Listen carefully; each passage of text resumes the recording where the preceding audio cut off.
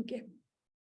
Hi, everyone. Welcome to today's live Q&A session with Tarsh Thekaekara, the co-founder of TREC, the Real Elephant Collective.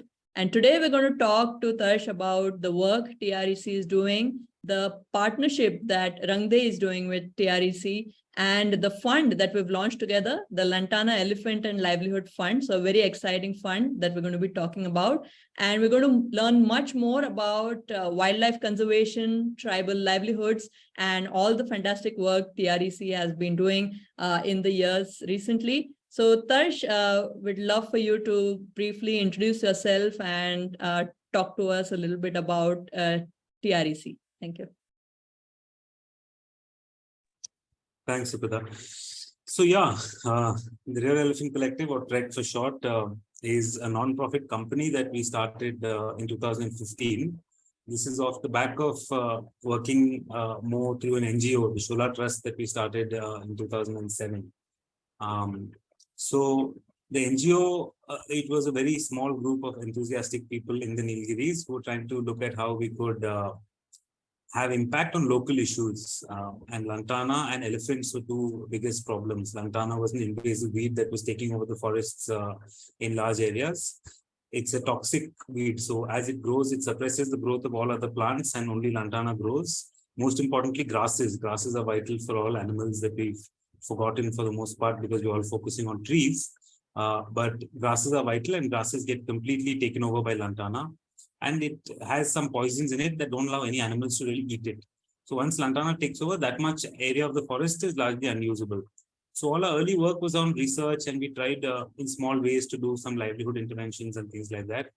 But in 2015, we decided for it to scale, it had to be more along the lines of an enterprise model. And so we set up the Real Elephant Collective with multiple kind of objectives. We wanted to connect people back with the places from where their products came really, and tell the stories of all of this more clearly rather than just this very disconnected consumerism that's going on now. The Lantana Elephant project kind of fell into our laps, and that's kept us fully occupied for the last 7 years.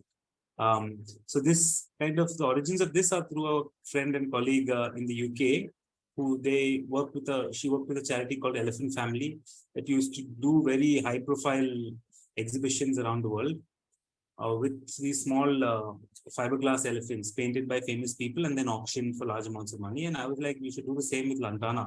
We should make these elephants out of lantana and make them like real wild elephants. My PhD was looking at how elephants and people interact, and we had profiled individual elephants. So we were looking at elephant behavior and individuality. So we knew each elephant in this area was very different in terms of how it looked. So all of this came together, and we said, great, let's do it. And then we had no idea how we'll do it. My background is in like wildlife conservation. I have zero idea how you build huge life-size elephant sculptures. But thankfully, my partner, Shubhra, was a theater designer. She had experience in making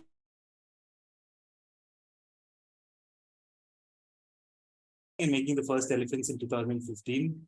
They were a great hit. Now it's been growing steadily from strength to strength. So the basic 4 points of the whole program are: one, the exhibitions themselves are called coexistence, and they're aiming to raise funds for human-wildlife coexistence. And as they travel around the world, they talk to people about coexistence. So it's almost normally it's the global north dictating to the global south on how conservation should happen. But here it's trying to reverse that and say, in India, there are people living with the world's largest mammal, elephants. What can you live with in your backyard? That's the kind of question these are posing, even in urban Indian cities. It's talking to urban people about people are living with elephants. What can you live with? So coexistence is the theme of the whole exhibition, human-wildlife coexistence. So it generates awareness around human-wildlife coexistence and the problem of lantana. Many people have not heard of lantana. When they see the elephants, it hits home very strongly what lantana is. They are sold, auctioned for large amounts of money to raise funds for conservation. This is primarily through partners in the UK and in the US as well. We'll be doing exhibitions. They provide a livelihood for a large number of people. So again, just to backtrack a little bit, we've been doing furniture for a very long time. We used to make furniture out of lantana, but that never really took off because furniture was not something that indigenous people used in their everyday lives. So it was them making a very alien product, and they were never that excited and enthusiastic about it.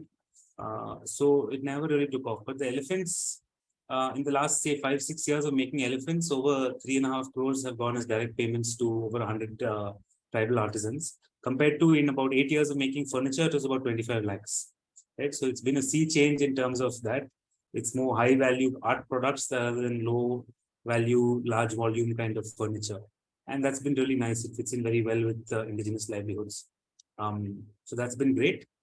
And yeah, they are finally auctioned to create a fund, and that's been really good in the UK. I think the elephants were out in the central London parks, and they were auctioned to create a large coexistence fund. I think it's around the tune of 20 crores or so raised through the sale of about 250 elephants there. So it's been a great program so far. We are hoping to replicate it in different parts of the country and the world, and we're working towards that. It's hopefully going really well. And yeah, we are basically working towards now 250 elephants traveling around the US in very high profile public displays. Superb. Wonderful.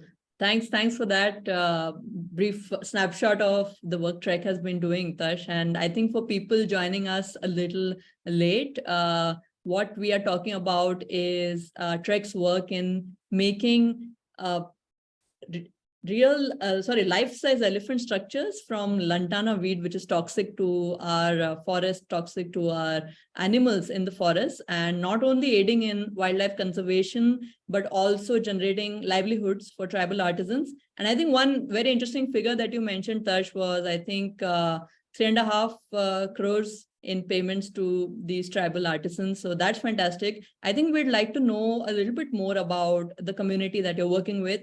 Who are these artisans? How do they generate the skill set, or how do you train them? What is the process of making an elephant like? If you could just tell us a little bit more about that. Yeah, sure. So the people basically are 4 indigenous groups who live in this region. This region being broadly the Nilgiri Biosphere Reserve.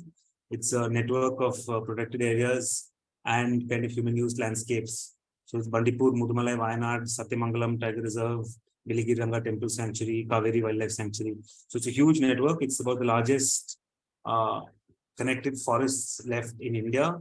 The largest number of Asian elephants, about 8,000 elephants live in this landscape. So it's hugely important from a biodiversity conservation perspective. It's part of the Western Ghats, which is recognized as the 8th most biodiversity hotspot in the world. It's the first UNESCO Biosphere Reserve declared in India in 1986. It's hugely important from multiple perspectives. But everybody focuses on the animals, but nobody talks about the indigenous people. And that's something we are very interested in, the interface of indigenous people and nature. So it's, these 5 communities who've had traditionally all forest-based livelihoods, who do not want to transition into mainstream kind of city-based being drivers and cleaners at the bottom rung of society there. And the question is, how can we find meaningful livelihoods for them in these landscapes that are beneficial to conservation overall, right? So that's been the model. So we've been working with these communities for a while. So when we set up initially, it was all in one place. Like we had one unit where people came, but we always knew that was not the way to work with indigenous people. None of them like to work in a factory setting where they go to a 9-to-5 job, right? They all have very strong social links and links with their families and their rest of the villages and their cultural festivals and their forest work and things like that. We wanted to allow that culture to stay alive. So the model we have now is that there are 10 or 12 indigenous separate self-help groups. They're called self-help groups, but not in the traditional way of creating savings and taking loans. They just organize into that because it's an institution that the banks and everybody recognize. So there are these groups of about 10 people, but at any given time, about 5 are working. 5 are busy with other cultural things. But from a business enterprise perspective, we can assure that products are made on time. So when you give them an elephant frame to make, they can come in and out. They can make it faster if all of them work together. But if they don't, they can drop in and out and still they are able to produce it along a kind of slightly more fixed time frame. So that works very well from a business perspective and keeping their traditional kind of cultural systems alive. Like all of these people, when the furniture didn't work, we were trying to examine why it didn't work. And we tracked 2 families for the whole year of everything they did in a year. And we found that they undertook almost 17 different livelihoods, right? They would go for wage labor in like local estates around. They would work for the forest department. They would work in like local estates for more skilled labor, like lopping trees. They would go for construction work sometimes because it's higher paying. They'd have one cow. They'll access the public distribution system. That's in a sense a livelihood, because investing time to get stuff. So the idea that they'll ditch the 17 and start doing any one livelihood in a factory setting is not right, and it's out of sync with the culture. Like all of us who are stuck with one job, then try to have hobbies and diversify to do more interesting things. There are people who are doing very interesting things already, and we are trying to tell them, no, you have to start one job. It's a bit crazy. So we said, like, how can we factor that into the way of working? And it's working really well. We're very happy with the impact the elephants have had. So it varies. Basically, the process of making the elephant, it's a long process. First, there are hundreds of photographs of each elephant, and Shubhra kind of draws that out based on all the photographs, draws out the elephant from all sides, how it should look. And then there's plans made for a steel frame. There's a steel structure inside. And then that is projected onto a big flex sheet in life size. And a group of welders, which are also Adivasis now, local, for the most part, we've trained them also in the welding. They weld and create the steel frame first. And that gets painted and kind of rust proofed and things like that. And that gets sent now to these 10, 11 places around the different areas. So it's not close. Like the here is the furthest unit, is almost 200 kilometers away. But that distributed, though the cost of operating is higher and that you have to spend more on transport, it works much better for indigenous people to work in their own villages, in their houses, and then try to make them all come to some factory somewhere and work.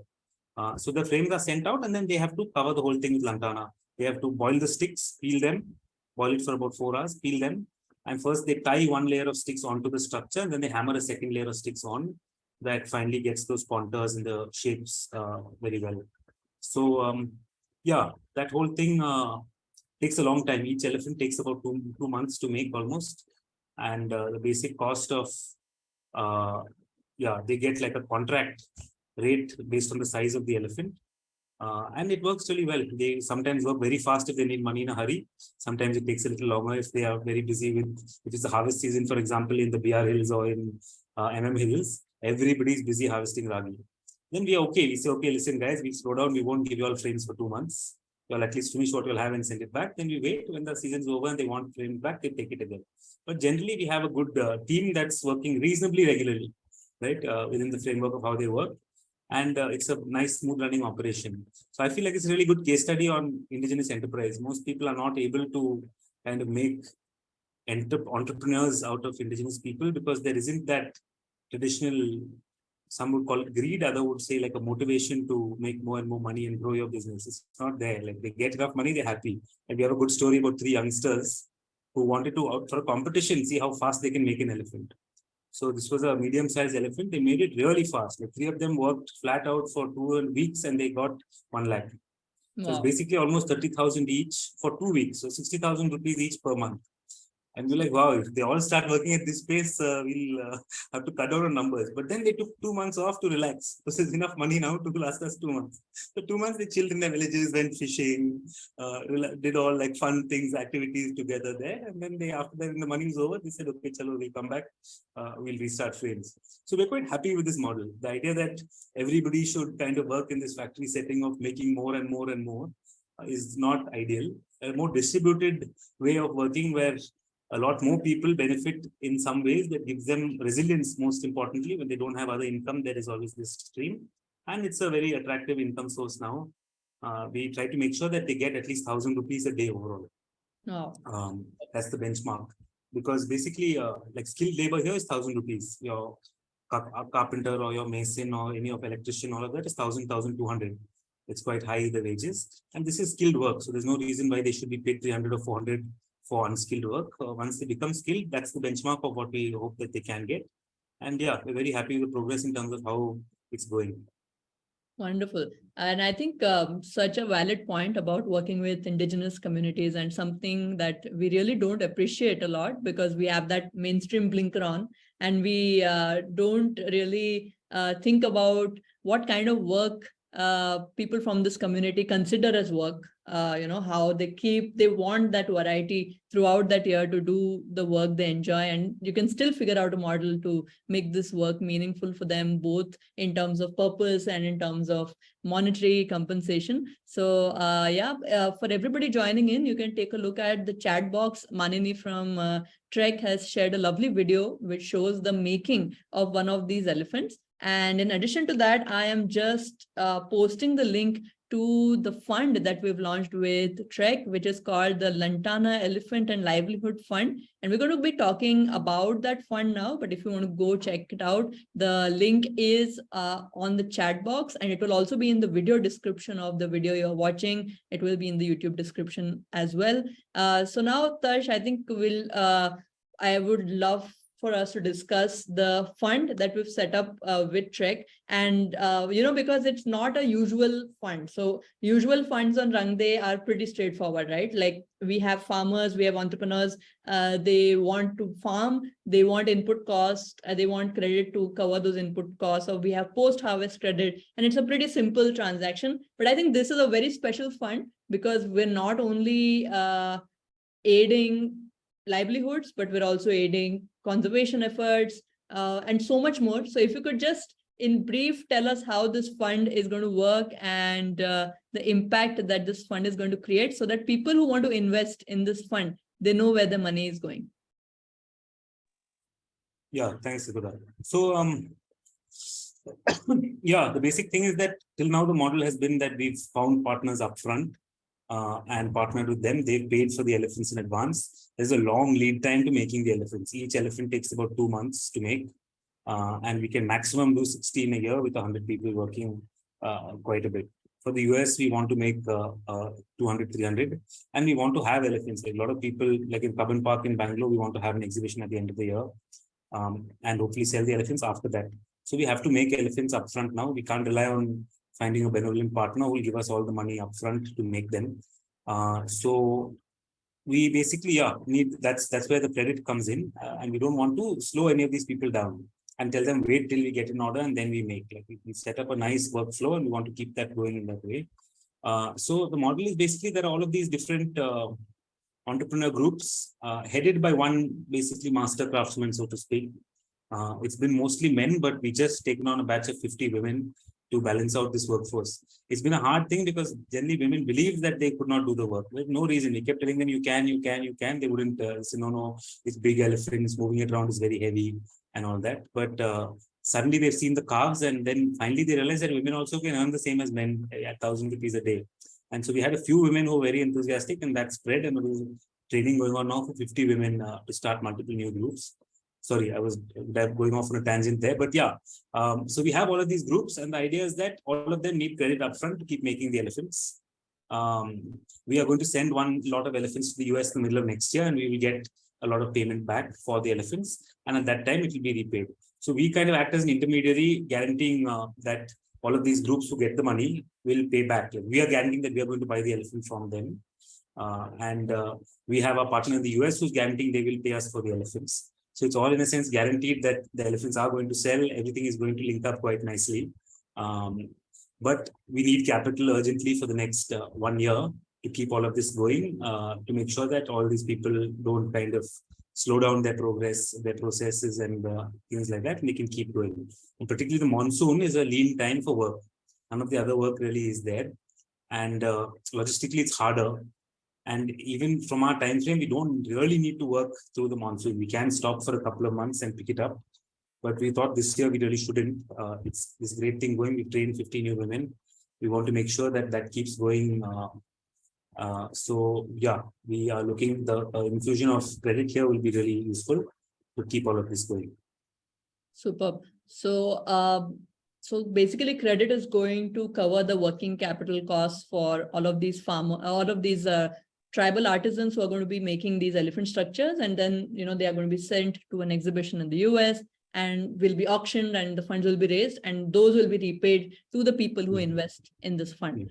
Fantastic. So I think if you're on this session and you want to invest in the Lantana Elephant and Livelihood Fund, I think now you have a very clear idea of how this entire fund is going to work and how your investment is actually going to bolster a lot of livelihood activity on the ground throughout the next year, because this partnership is going to be live for the coming year. So we hope to get a lot of activity and a lot of investments from our social investors and even newer investors who are interested in wildlife conservation, tribal livelihoods. So you can spread the word, you can let your friends, colleagues, acquaintances know about this fund, whoever is interested in making a real on-ground impact in our biospheres. So thanks a lot for that, Tarsh. And I think we'll just open it up for some questions that the audience might have. So if you have any questions to ask, you can just use the chat box or you can press the raise hand button and I will come to you with your question. So I think there's a question from Pam. She asks, has this helped in the growth of grass? Yeah, that's a complex question. Helped as in the removal of lantana, has it helped in the growth of grass? The lantana itself has stopped the growth of grass basically. So it will help in the long term. Right away, it's hard to, we have not really focused on that so much. Till now, our focus has been on the livelihood more than the forest regeneration. It's a really complex question. There's a research program on between WWF India, us, ATRI, Ashoka Trust for Research in Ecology and the Environment, and NCBS, National Center for Biological Sciences, to figure out, once you remove lantana, what is the best way to bring back grasses. Because actually, if you just remove lantana, what happens is other invasives will come and take over. By definition, weeds like disturbance. When you remove lantana, you create a disturbance in the forest. Other weeds will recolonize. Now, what we ideally want to do is that the Soligas, they are indigenous people in the BR Hills, they have this traditional burning technique called Taragu Benki. It happens in a particular season, cold season burning basically. They burn just the litter, just the bottom of the fire, the forest floor is burnt, and that suppresses the growth of all non-fire tolerant plants and promotes the growth of grasses which are highly fire tolerant. So yeah, this opens up a can of worms in terms of our forest legacy is a colonial one, thinking that forests are about trees and we only want trees. So forest fire is illegal across the country, you cannot burn. But these people have been burning for 50,000 years, almost since humans have been in India, they have been burning these forests. It's only for the last 100 odd years with the colonial forest policies, we've stopped burning. So we're trying to reintroduce burning. Whether that's going to happen immediately, we don't know. But work along those lines is happening. Immediately, if you burn it, if you remove lantana, a huge range of things come back. The honest truth is we don't have permission in the forest department to monitor what happens later and to manage those landscapes continuously. That becomes the work of the forest department. We have the permission to remove lantana. So to be totally honest, I cannot guarantee that grasses are coming back, but that is a whole other work package which is being done to talk about restoration in a large scale once we remove lantana. Got it. Thanks for that, Tarsh. I think there's one more question from Harshul. Do you take some workshops, especially for students or designers or professionals, to understand the whole process at your workspace? He is an architect with a lot of experience and currently pursuing his PhD in sustainability and climate change and visits the Nilgiri region, Kotagiri, every year. Thanks, Harshul. That's really interesting. We don't, but maybe we can. So a little bit in terms of structure, like we are very keen on our entire team being Adivasis. So there are 4 of us who are non-Adivasis. Manini, myself, Shubhra, and Subhash. He manages operations at Trek. The rest of the entire team is like Adivasis and a couple of other non-Adivasi, but local youth. So in that sense, we don't have the bandwidth to do many of these things. We're not a traditional kind of either company with a large mid-level staff or an NGO with funded programs to do various things. It's all of us who are trying to build capacity of these local youth to take over all these processes. So it's hard for them to manage this program, but we can. I think from an architectural perspective, another thing we do with Lantana is we do woven panels that you can use for prefab construction, the wattle and daub technique. So you make the panels ready-made here, we have them ready. You can put them up in one day, plaster them with mud, and you can infuse some lime and cement, husk and things into it to prevent cracking. And in like 1 week, you can have a basic structure up. We started doing this during COVID because we found that in the villages where we worked, if any one person got COVID, the whole village got COVID. There's no question of telling them to isolate within the house in the extra room. There's only one room for the whole family. And you cannot tell them to go to another house. There are no extra houses in the village. So anybody at risk who was coming in and out of the village, we had to quickly put up some shelters. And yeah, there were a lot of these tech guys out there who were claiming they had these very great modular solutions, but they were so complex and expensive that they were not working. And we said we can innovate and do something here. So we put up these structures during COVID, but you can do very high-end construction. We've done like one small office space itself. We built with wattle and daub and lantana. And it's really exciting in terms of the quality of the aesthetic you get from it and how eco-friendly it is, right? Because a lot of eco-friendly material finally is a concrete structure that has some mud in between and things like that. But this is genuinely very low on materials, very low on cost as well. Like just for benchmark figure, like the quarantine structures we made were like about 600 rupees a square foot. And nobody can build anything at that. Even a horrible looking tin shed costs about that much. Here was a fully functional, nice-ish house that could come at that price. Okay, I think Irene is sharing something about the Lantana prototype for all of you to take a look. Irene, if you could play.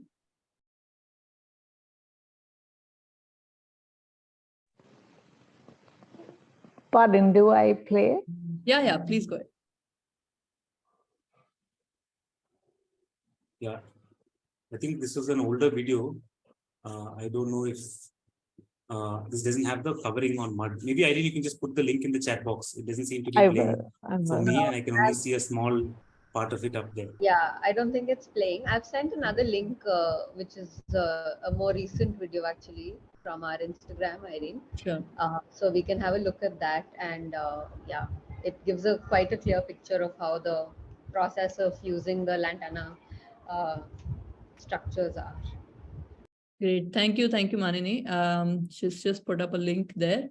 Harshul has another query. Can I connect with you outside this session? He's based in London currently, but in Nilgiris soon. So yeah, I think Tarsh has already replied. So great. Yes, Harshul, glad that this session could make that connection possible. Yes, if anyone else has any questions to ask of Tarsh or the Trek team here, do put it in the chat box or just unmute yourself. We'll be happy to take your questions.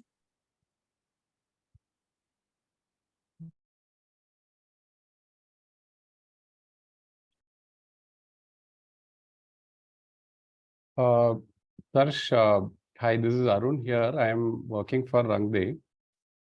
Just to give a small intro about myself, I've worked before with Keystone Foundation for their cooperative Adimalai.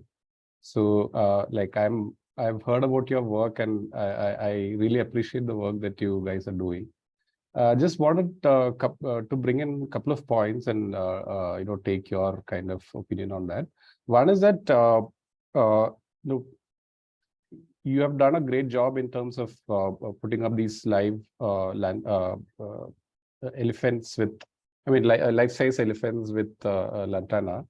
But and you also talked about like building up some structure with using lantana. But apart from these, are there any uses for lantana as such that you have come across, and is it being like practiced somewhere else, if not in the Nilgiris? That's one question I had, and I have another question also. I just want to understand how the tribal youth are perceiving this initiative, and generally how do they kind of look at the initiative that you have put forth on lantana removal and creating livelihoods around it. So yeah, thank you.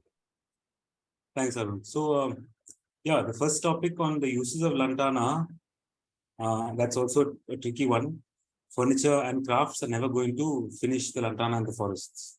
There is so much lantana out there that it will take a couple of centuries. So it's basically 2 centuries old, the problem. For 2 centuries, people have been trying to deal with in lantana. It was introduced in 1908 in the gardens in Calcutta as an ornamental shrub, and from there it spread across the country. The first record of it in South India is at the Ooty stone house. That is like the colonial building in the middle of Ooty. The first house that they built, they had planted as a hedge near in 1829.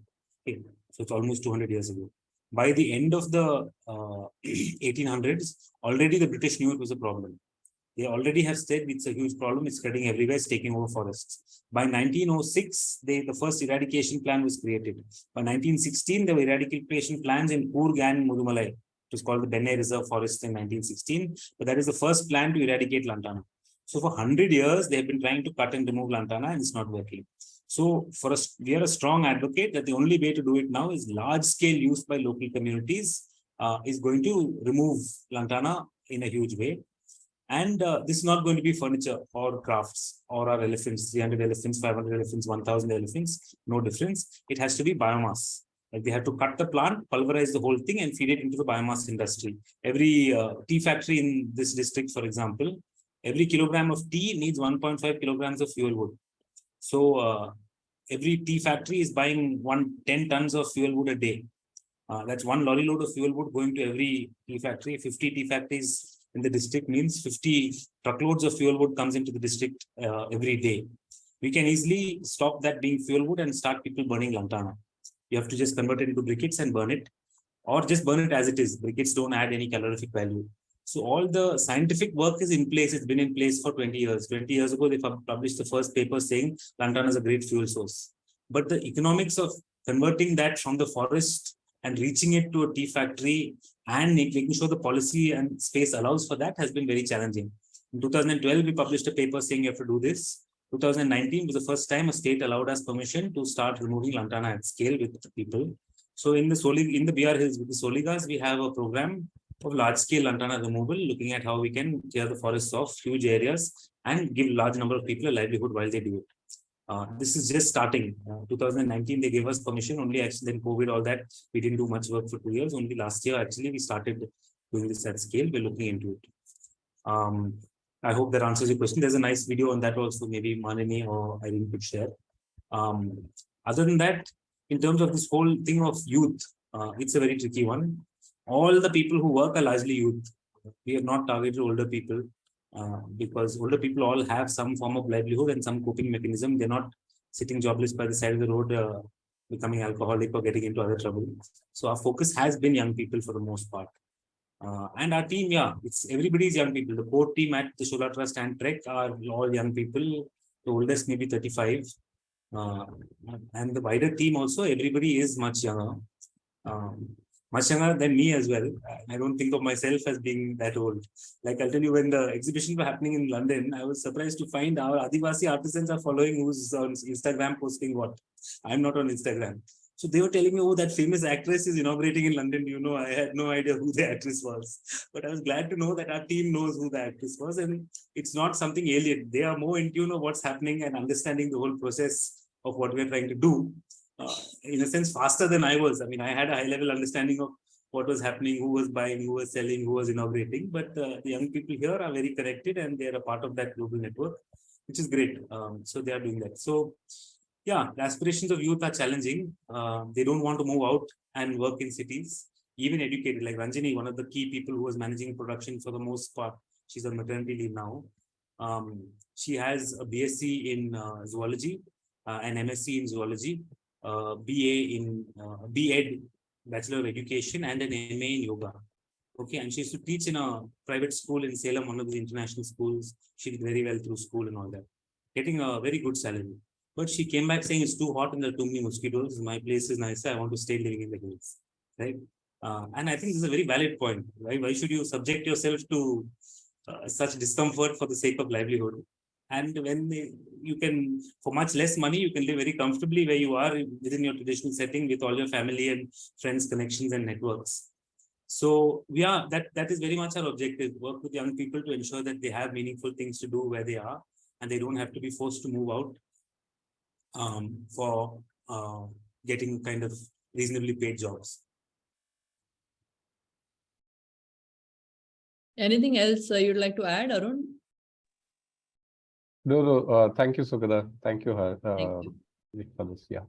Superb. So, so I think we can wrap up this session, Tarsh. Just a couple of more questions, short questions from my end. So any interesting trends that you'd like to share with us, what you're observing on the ground in terms of livelihoods or in terms of interest from, say, Indian organizations, interest from outside in supporting these missions? Yeah, I mean, I think lots of people have seen the elephants and they are very interested.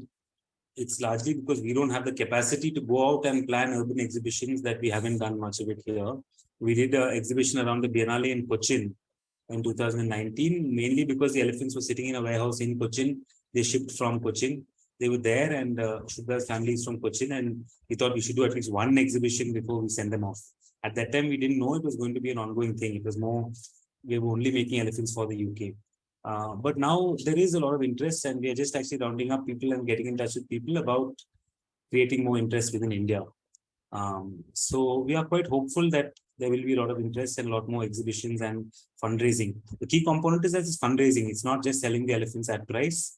We are trying to use this to fundraise for kind of conservation and human wildlife coexistence at much larger scales to have a much larger impact. So that and component also has to come together.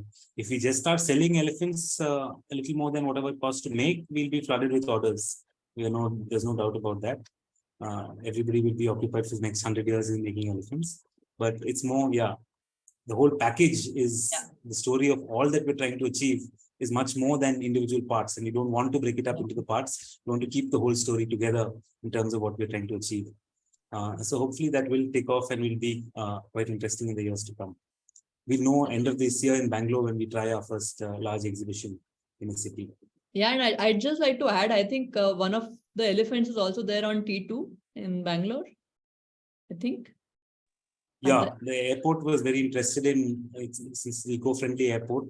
They're very interested in Lantana, and they kind of wanted the elephants for a long time and finally managed to get some elephants there. So there are three elephants, right, Tarsh? I think 5 or 6. 5 or 6. The irony is I have not seen it myself in the airport. But yeah, there are 6 elephants, I think, there, including the calves. Thing is, every time I see photos, the plants around them are growing taller and taller, and you can't see the calves anymore. Yeah. They've done a really good job in the way they've displayed them. It's quite nice. We it's did like they're get emerging from the forest. Yeah. But they don't, like, there's a very small board, unfortunately, that talks about Lantana. People see it, and the rest of the airport is all bamboo and cane. So they assume this is also bamboo and cane. So Lantana should be ideally highlighted a little more. But it's great that they're getting so much visibility there.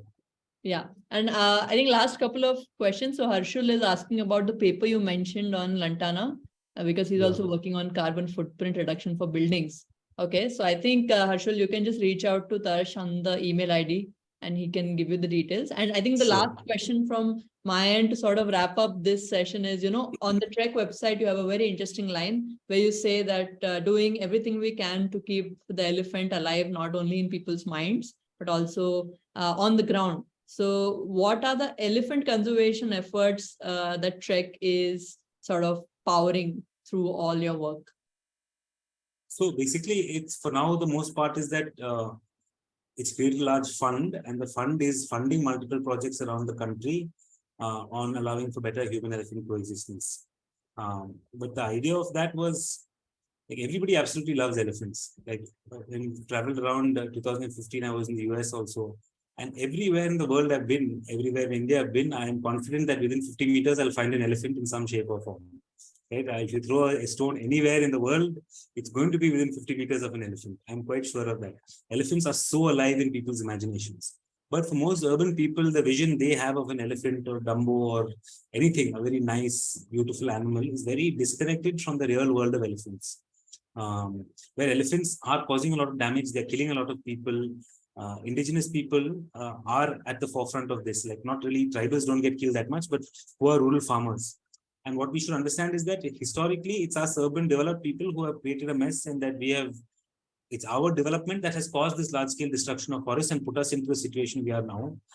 It's now these last people who have not created the destruction of forests and who have lived very sustainably are taking a beating from elephants every day. So finding that middle ground of how we allow people to continue to coexist with elephants peacefully is a challenging thing.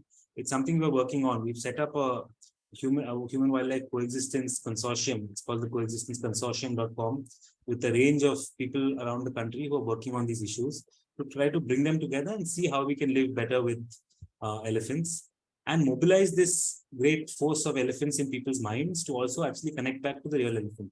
If you see like some cement company has elephant as logo, everybody blatantly uses the elephant without giving back anything to the real elephant, right? So we wanted to change that. That's why the real elephant is therein. And even if you see the logo, half of it is a very bright orange elephant, which is the elephant that's there in people's minds and in popular culture. And half of it is a darker, grayer, more real elephant that represents the real elephant on the ground.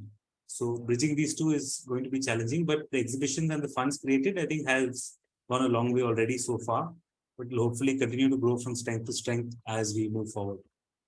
Wonderful. And I think Manini has a question from Kiara. Does the income from the Lantana elephants go to all the tribes from that region? This is so the income, basically they are paid quite well above, like we were saying, the benchmark we have is 1,200 rupees a day for their livelihood, for their thing, and that goes to them. Afterwards, actually, we're in the process of trying to get some money back for the whole village, not just these artisans. What has happened now is that some disparity has been created in the village where these people who are working on this have gained very good incomes and the rest of the wider community has not benefited. The challenge is, what do you do? Like already the government and there are the tribal sub-plan and hundreds of NGOs already who are building them houses and schools and a whole lot of development work is happening. But what do you meaningfully do for the community is something we have not cracked. Actually, we're in the process of talking to our people and saying, what do you all want to do collectively? Supposing we give you X amount of money, say 10 lakhs for each village. What do you all plan that? What do you think you should do? No strings attached. We're not trying to tell you we're giving you a free water tank or a free this or a free that, right? If we had to give you 10 lakhs, what would be the most important thing you all want to do? But getting them together to collectively agree is very challenging. The process of that is ongoing. But we have not yet cracked that, to be honest. We are working on it. Hopefully, we will have nice stories to share by next year of how the village has decided on a different path of development. Like, we're very keen that some young people may decide they want to hold a festival, right? Or we'll have a festival where we go with our traditional music and dance and keep our culture alive. That will be really nice. That's something that people are not doing so much. Everybody's looking at just development, building them houses, things like that. And there is so much money being pumped in and used in very useless ways. They give them free tractors to hunter-gatherer tribe who's never planted crops in their life. Like some plan comes, they get free tractors, free tillers. This is going on so much that we don't want to be one more party coming and giving you something that is not necessarily going to be useful. So it's going to take us some time, but to kind of bring unity in the village to decide together as a village what you all want. But hopefully we will do that soon. Thanks. Wonderful. So I think for everyone who has joined us for this Q&A session today, a big thank you from us at Rangde and the team at Trek. Thank you, Tarsh, Manini, Irene, for joining us in today's session. And I am posting the link to the fund again in the chat box. So this is the Lantana Elephant and Livelihood Fund that Rangde and Trek have launched together. And you can invest in this fund and all your investments will go towards covering the capital costs for the tribal artisans making these life-size Lantana elephants for a huge exhibition in the US, which is going to be an auction of these elephant structures, which will gain a lot of funds for these conservation efforts. So thank you so much for joining us today on this lovely Wednesday evening. And please keep following both Trek and Rangde on social media for updates. And we will keep you posted on how the fund goes. We'll bring you some videos or some photographs from the ground to show some progress. And we'd love your contribution and we'd love for you to spread the word. This video will be available on our YouTube channel shortly. Thank you so much for joining in today and for being a part of this conversation. Thank you so much. Thank you. Thank you. Thank you. Thank you. Thank you, Madhusudan. Thank you, Sukhala. Thank you, everyone. Thank you.